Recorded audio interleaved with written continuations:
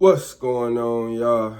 In this video, bravery is the hidden key.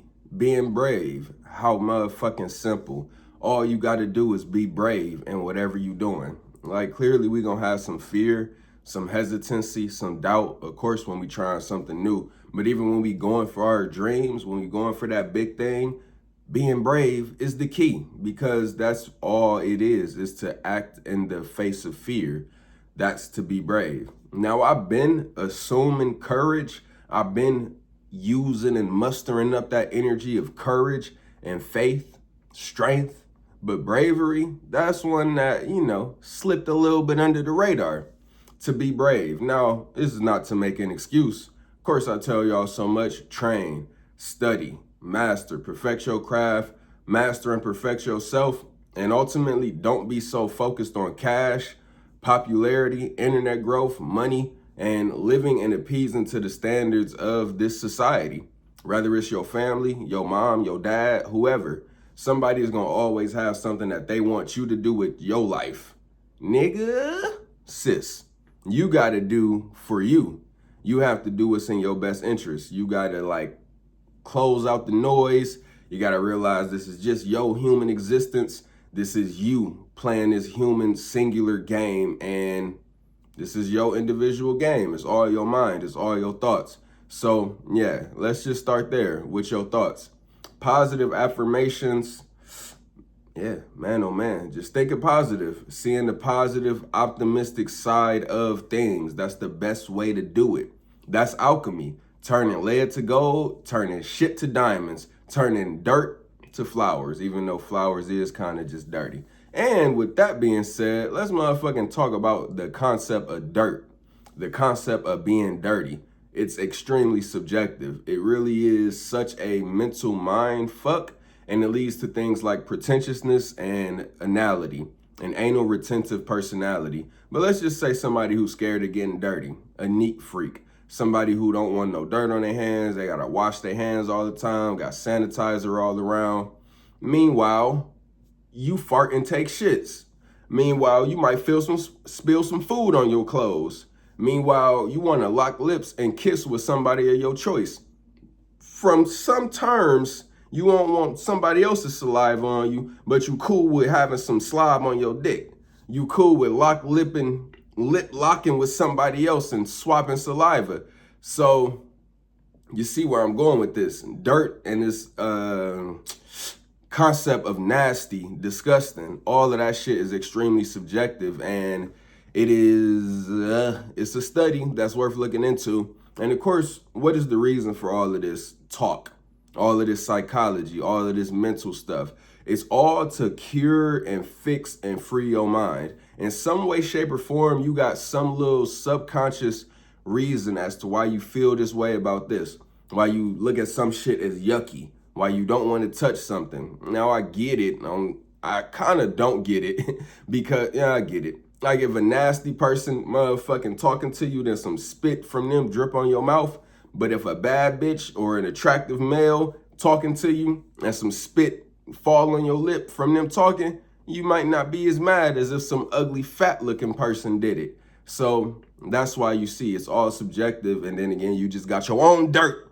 You just got your own dirt and slime and stink that you emitting to the world. So this brings us to an even higher concept of no boundary, of unity consciousness. Bro, we're all one. Now, of course, I'm just spitting this concept off the top because I know this is one thing to help free our minds, and it's one thing that I had to face myself. Now, I don't like necessarily talking face to face with motherfuckers and smelling their breath. That's just me. But I don't know. Some people is way more okay with that. And of course, the alcohol frequency makes that very much more okay. So when you are a person that's socializing a lot, going out to events, going to the bar, going to the club, drinking, what happens is when everybody got alcohol on their breath, it's a lot easier to just talk in people's face. You know what I'm saying? Everybody just got alcohol breath. And that just makes for people to be a lot more collective, a lot more grouping together, a lot more just being in crowds and being okay and socializing. This leads us to a much higher concept, but before that, I want to make sure I touch on this. You know, you got socializing people that's okay with talking and being intimate, because that's really what it is. Intimacy is not just sexual, but it's being close with somebody, it's smelling somebody, it's being all up in somebody's aura. And we all got our own individual stink. We got our own individual aura. We got our own individual smell, our own individual nastiness and dirtiness. So first and foremost, don't pedestalize nobody. You just pedestalizing the image and fantasy of that person that you're thinking about. But in reality, in actuality, yeah, we all just the same motherfucking humans that eat, shit, and sleep and go through the same emotions. Wake up with some stanky breath. And yeah, I'm saying all this shit to humanize us, not to dehumanize us, but to humanize us, to put us all at an equal playing field and level.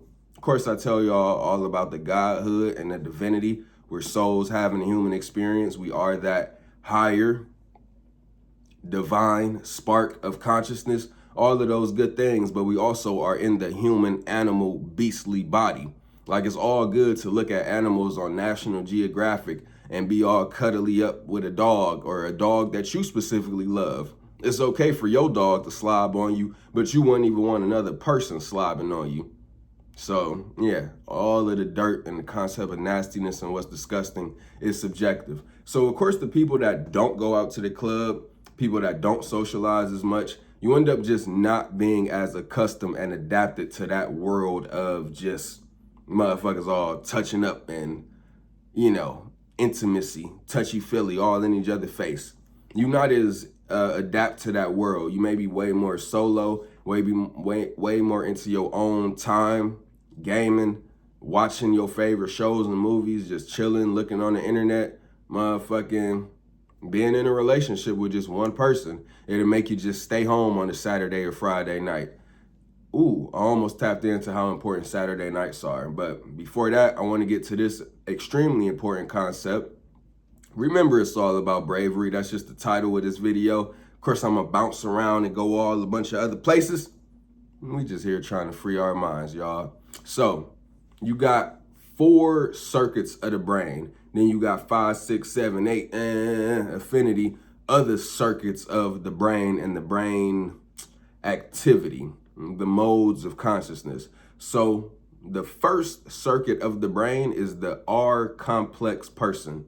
This is the person that's solo, the person that is okay with just being on their own, the person that don't need a group, the person that don't need to socialize, the person that's just cool and comfortable with their own thoughts, cool and comfortable with their own company, and they likely to just motherfucking bounce around and live in different places, possibly be homeless. It's the R complex, the fight or flight person, the reptilian, like a motherfucking reptile, cold-blooded animal.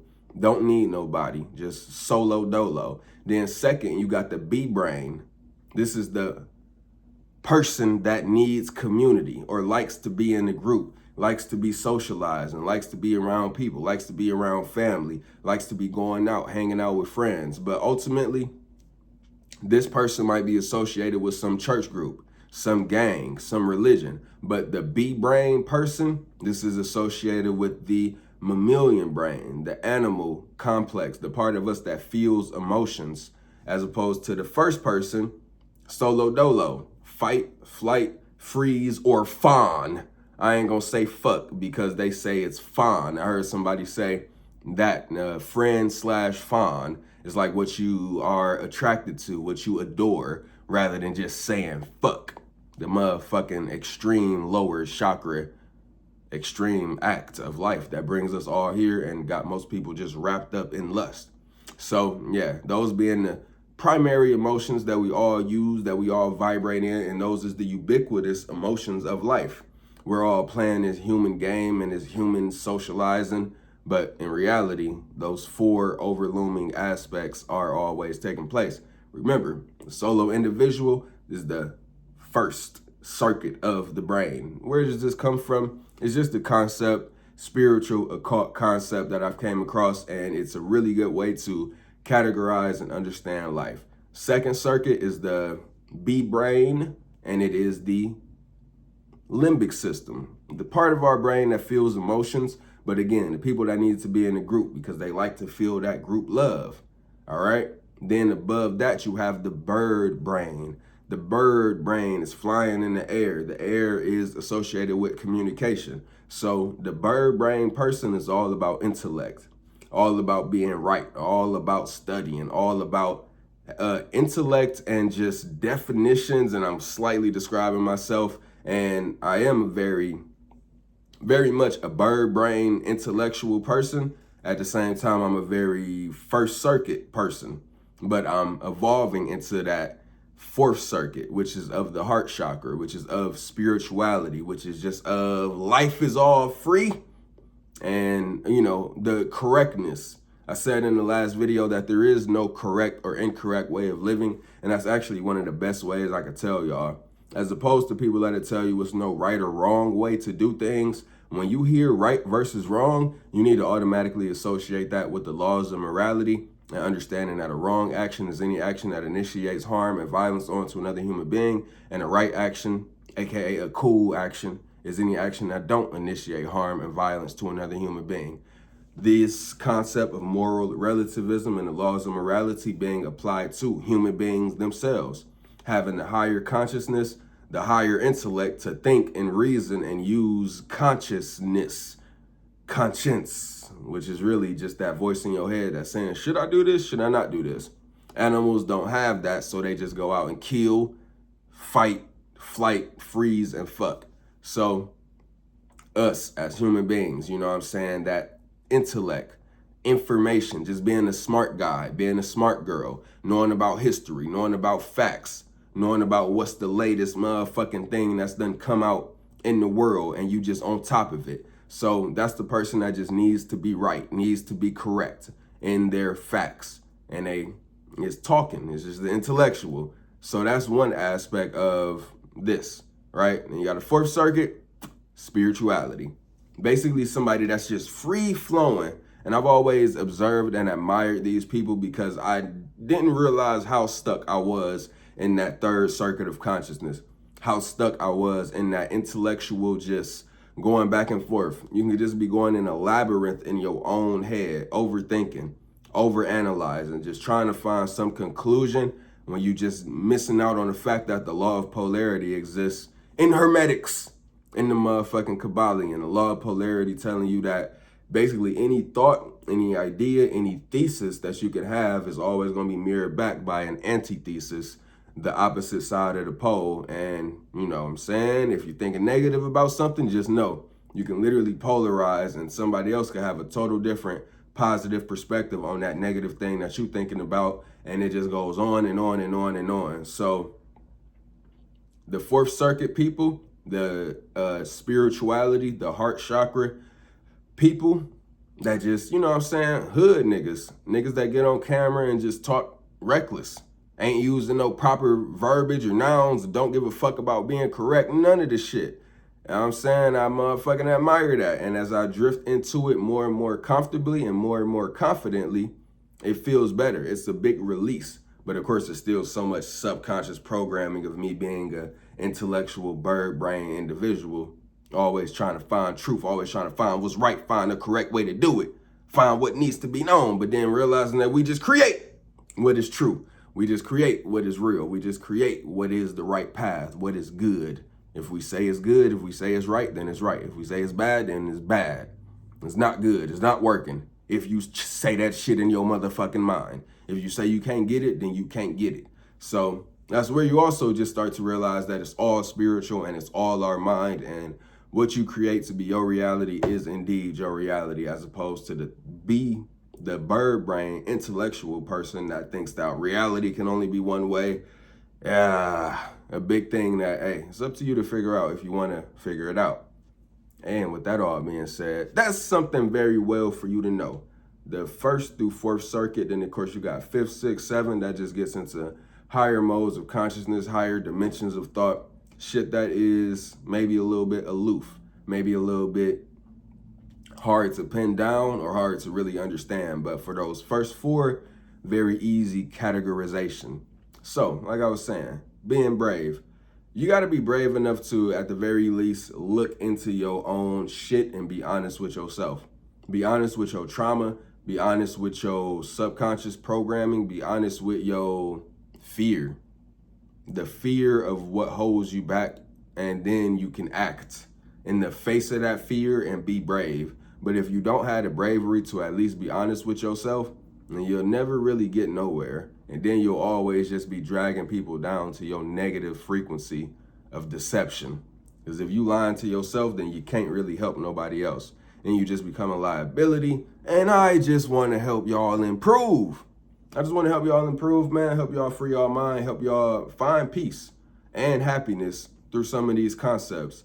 Because the more information that you have, the more you can figure out and fix your life in whatever way that you may feel you need to fix it. Now I'm talking about your real life, of course, because on the internet, it's a very different game that we're all playing, like super different. You actually have a lot better chance at being yourself on the internet and just doing shit, but do it strategically. At least that's what I recommend. But at the same time, you still being yourself, because the algorithm is just going to attract people that are like you.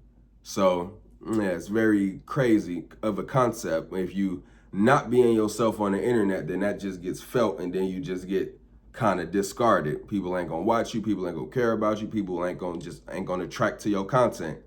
As opposed to being in person, if you being yourself, then you get ostracized, you get alienated, you get looked at as you uncool. In person, you gotta really fit in and play the role, and at the very least, play a certain role to repulse people or attract people. The yum, yuck, meh frequency. Every single thing that you do, people is gonna look at it and say, yummy. Or they're gonna look at that shit and say, yuck. Or they're gonna look at that shit and say, meh, lukewarm. So yeah, that's the frequency that, if you're trying to attract somebody, if you're trying to attract business to yourself, if you're trying to attract followers, likes, and looks, just remember, yum, yuck, meh. Be intentional. Be intentional with your internet strategy and how you moving about through the social media metaverse world, because you can attract a girlfriend, a boyfriend, a loving family. You can make money. You can attract certain opportunities. But if you're not being strategic in how you're doing what you're doing, if you don't have certain tactics, if you're not playing the internet game of the 48 laws of power, then, and you also got to just be, that's why it's tricky, because if you're being this type of person on the internet, then you're attracting all of these type of people to you. Then when you meet them in person and you're nothing like, really your confidence in person is not the same as the confidence that you're projecting on the internet, that's when shit can get tricky. So that's when you really need to, do the work on both sides and not invest too heavily into your internet persona and your internet life, and then put that work in your physical life. So, of course, you got the 48 Laws of Power. That book is pivotal, and it just really details how living in this satanic hierarchy, you really have to play a game of the lion and the fox. Niccolo Machiavelli wrote about this, and he said Kevin Durant fucked it up. They said Kevin Durant is the exact epitome of what Niccolo Machiavelli predicted would happen in this world, with somebody who was just too over thirsty for power. I ain't gonna go over it, but you can look up the video, Machiavelli, Kevin Durant. Basically, you must balance between being the lion and the fox. There's gonna be times where you need to be brash and big and have huge Leo dominant energy. And that's real, especially to my men. When you're dealing with women, just remember, it goes off of you. The interaction, the energy, the lead, the path, the journey, the relationship, you're steering the relationship. You're steering the intimacy. You're steering it all. And she's just following and mirroring back what you give her. So if you give a woman uncertainty and doubt and hesitancy and unconfidence, then she gonna mirror back the exact same thing, because she's unsure.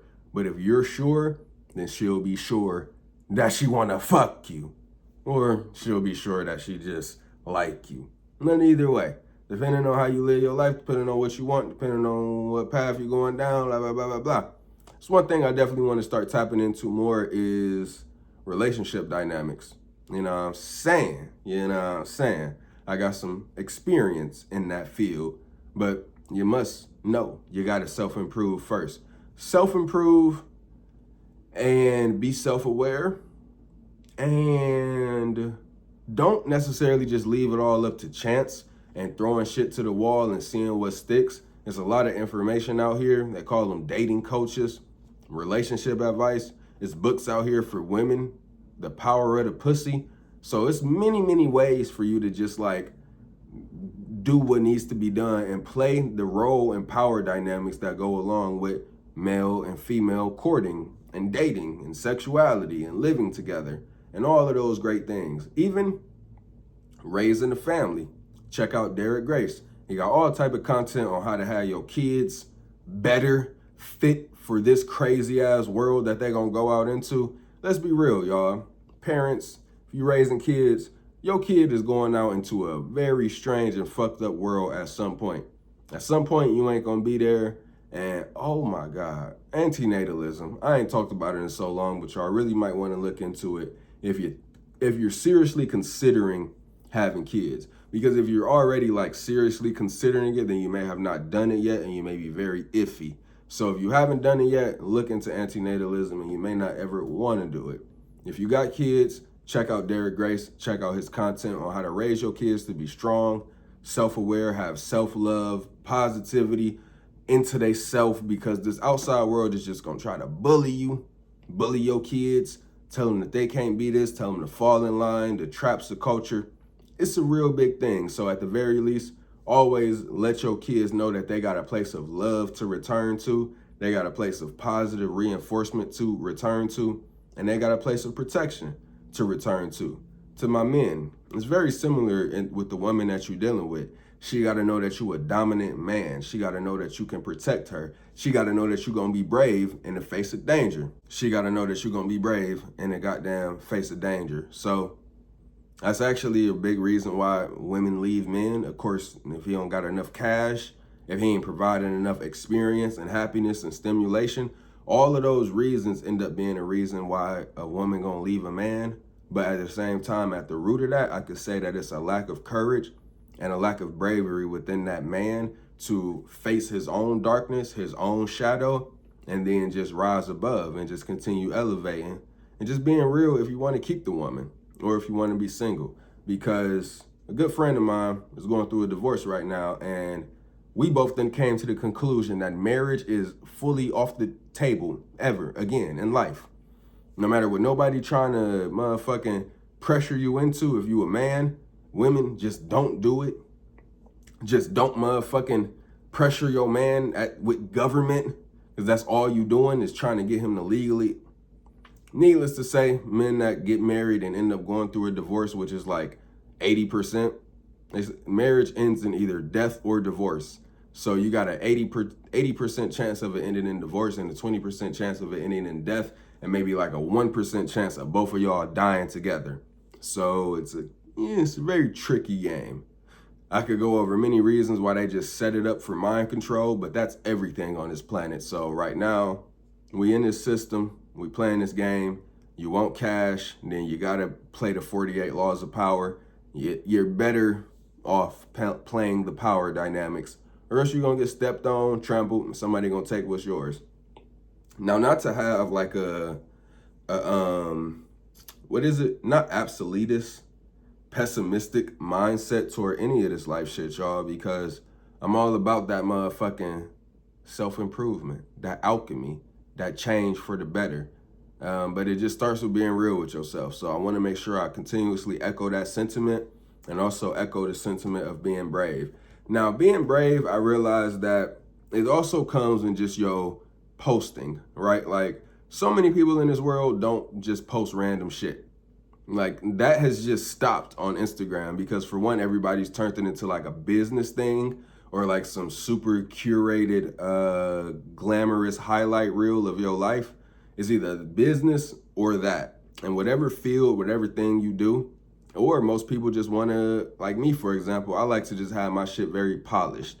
I like to have the aesthetic looking good, but since I've started to just post reels and I'm inching into just posting more random shit, I'm mustering up the bravery and the courage, because that's truly all it is. It's like, you may be worried about what somebody gonna say, worried about somebody unfollowing you from you posting your food, from you just posting a random picture of some shit.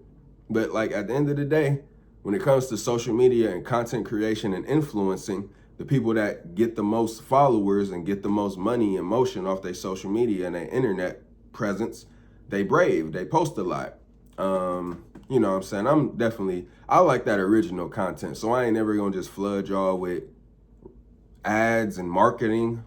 Probably is gonna be some of that, but when I start posting my more original content, it's gonna be fun. But I'm all about the mental. And you can just use the internet as a tool to observe, to learn life, to see people, to see who and what you want to be in this world. And I can say I've done that to an extreme extent.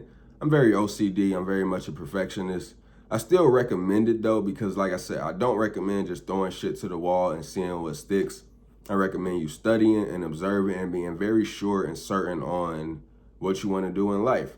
And of course, if you're willing to find the truth, if you're willing to dive deep enough, then maybe you've stumbled across somebody like me. CTRL, continuous truth realization. And I'm also well aware enough that y'all might not look up the people that I tell y'all about. Y'all may just want to hear the information filtered through me. And for that, I am honored. Because when I first heard my teacher, my mentor, Brother Panic, mentioning Bobby Hemmett, it took me months before I actually looked up Bobby Hemmett. It felt like, man, I am a different breed. I was thinking about this in the car. I'm an only child, so I wanted to share that with y'all just so y'all can see and calculate any of my strangeness, any of my rareness. I am an only child, but when it comes to me not looking up Bobby Hemmett for some months, it was just like, oh, I need to wait. Oh, I need to learn more. Oh, I need to hear so much from Brother Panic's perspective. Then I'll go to his teacher. It was like a little thing. I swear to God it was. But at the end of the day, man, shout out to both of them great men. I'm sure Bobby Hemmett has passed on. I know Brother Panic passed on. Bobby Hemmett stopped teaching about 10 years before Brother Panic passed on. And like I've said before, I look at myself as somebody that's carrying the torch, carrying it proudly. And I must tell y'all with that torch, you're fucking in a chaotic, suffering realm of chaos. This physical world in itself, all about boundary, all about war, all about conflict, chaos, and suffering. And I had a mushroom trip recently. I was sitting back thinking about the people in my life that suffer, sitting back thinking about somebody I know, nigga, the cops want them in jail. You know what I'm saying? Somebody I know that died in their sleep mysteriously, rumors that they may have committed suicide. And life just takes people to these points. But I always would tell y'all the real shit. I always tell y'all about the positive emotions, but the perspective to really keep in mind, because I love the fact that it's physical truth, then it's spiritual conjecture. The spiritual conjecture is actually where shit gets very like mixed up, very muddy, very deep, very real, okay? The spiritual conjecture of this life. So the physical truth, of course, can be just found in the physical sciences, chemistry, but natural law is the first derivative of any physical truth before the periodic table. You got the 7 Hermetic principles. Let's just name them real quick. Law of mentalism, law of correspondence, law of vibration, law of polarity, law of rhythm, cause and effect, and law of gender. These are the 7 main principles of this reality. Every other little tiny thing is derived simply from these principles. A principle is chief, first and foremost, comes first, but a principle also allows you to do something. I can't think of the exact phrase from this book, but a principle allows you to test ideas to see if they're right, in a way. So you can test the principles of natural law, which those are the first main principles of life. So I'm gonna find that phrase and I'm gonna come back better. But I can't think of what the fuck I was just saying. It almost made me want to go and replay it, man. Principles, chief, sciences, occult sciences, physical sciences, the mind's bit. God damn. Oh, the spiritual conjecture, because that's where shit gets real. That's where shit gets extremely real from this aspect of like, yo, the only reason you're going through anything bad in a sense is because you're alive in the human body. That's literally the only reason. If you weren't a human, you wouldn't be experiencing any of the bad, any of the suffering, any of the pain. You wouldn't even have to use these mental tools, these rituals, this spirituality. You wouldn't have to go out and get all this cash. It's the fact that you're born and incarnated into the human being. So with that being the case, you literally like have to just sit back and think deeply about this game of life. Is it good? Is it as good as the religions are telling you? Is it as good as your family and friends might be trying to make it out to be? All of the celebrations, all of the events that's being thrown. Like, bro, just be real. Just be real. Because when the idea comes in, and this also has a big thing to do with bravery, to be brave enough to transcend this human realm of earth as we know it, to be brave enough to detach, to be brave enough to detach, to be brave enough to detach from the physical, to detach from your family, to detach from your ideas of life, and then just really walk with an empty cup.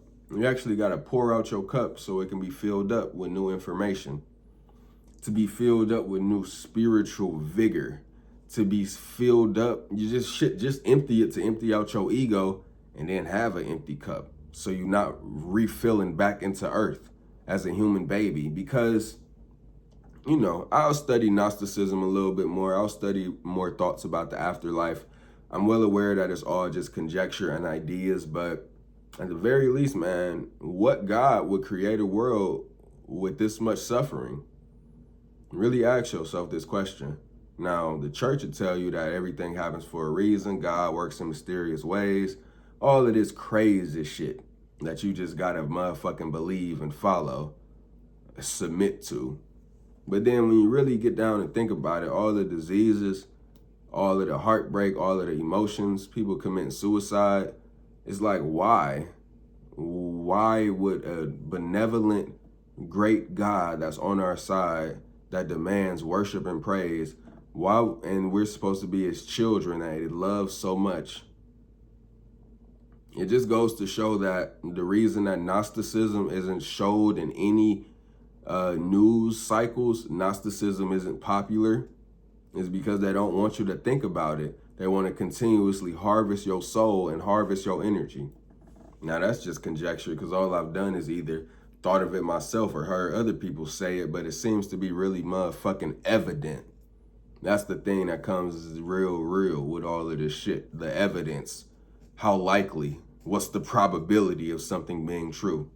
Gnosticism seems to be very true. And it also seems to be very true that the rulers and elites of this world that drink blood, motherfucking cryogenically freeze themselves, incest into the family bloodlines, they're trying to continuously reincarnate into souls in the same wealthy families, the same powerful families, so they can continuously maintain and take over Earth.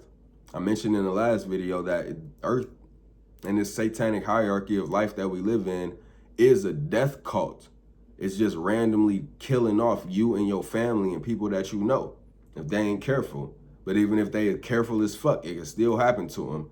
So with that being the case, they can't just kill everybody all at once, because the human beings will stop building up the infrastructure of this world that the elites benefit off of. The human beings will stop building up this matrix for the elites' playground if they started just killing people off. It'd be extreme mass warfare. And yeah, it's clearly not in their goal. So what's in their goal is to just slowly, covertly poison the mind, poison the food, but just, yeah, take over this world and just slowly kill people off. But meanwhile, they stay reincarnating in the same families. They stay doing their dark rituals and mechanics and quantum this and that, the other, all to fucking reincarnate into the same human bodies and just continue their control over this planet, while the citizens just build it up for cash in exchange for safety. Damn, that's where they got us. I can't think of the philosopher, the founding father that says something about anybody who might have been a Jefferson of some sort, Thomas Jefferson. I think he said that anybody who's willing to give up freedom for safety deserves fucking neither. And that's exactly what's going on this planet. So just remember that, y'all. I'm going to keep all of these concepts in mind because you must understand, like, if the people don't rise up, the death cult gets stronger, the tyranny gets stronger, and the elites just continue to have their way on this planet. But we must remain brave and get the fuck off this planet. Feels a little freeing to say it because I did come to the conclusion that, yeah, I don't want to come back for another lifetime when I die. I want to reincarnate to another dimension. I'm not going to risk the gamble of being a girl, being some dude born in motherfucking Norway. I am cool. I'm cool. I know what this game of life is. I know well enough that we're just trapped into laws created by some deity, or this is some simulation. But at the end of the day, nigga, it's dirty. It has the polarity of good smelling food versus the excrements of that food. So what's up with this realm of polarity that we living in? Motherfuckers fighting, but then babies being born. Babies all warm and cuddly, making you feel all type of crazy emotions. But then you want to kill a nigga. Then you want to take a nigga bitch. Then you want to see somebody fail. And you didn't even come up with these emotions. You've just been programmed to think this way. So, be strong, my people, and remain brave. I love y'all. Stay absolutely godlike.